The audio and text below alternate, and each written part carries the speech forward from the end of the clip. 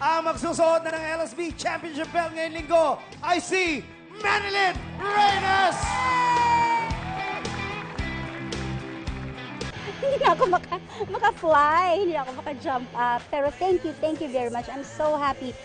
Salamat talaga. Salamat sa pagkakapanalo kong ito sa Lip Sync Battle Philippines. Happy ako at nagawa ko yung dapat kong gawin. Lahat ng steps, lahat naman ng... I think the routine nagawa naman talaga namin ng mas palados. Medyo nag-worry lang ako at first dun sa mikropono ko kasi hindi ko na siya iakyat. Pero ganun pa man, kailangan kong ituloy. Kasi kung hindi, magkakahasal-hasal lang ako, tapos matataranta na ako. Nung kinanta niya yung song ko, natuwa naman ako. Kasi syempre, di ba, kantahin naman ng isang tao, ng ibang tao, yung kanta mo. So, nakakatuwa yun, actually. Thank you very much po sa ating audience dito na nanood. Salamat po sa inyong palakpakan. Salamat po sa mga nag-tweet. Salamat po sa pagkakapanalo kong ito. Thank you, syempre, sa staff and crew ng Lip Sync Battle Philippines. Lip Sync Battle Philippines.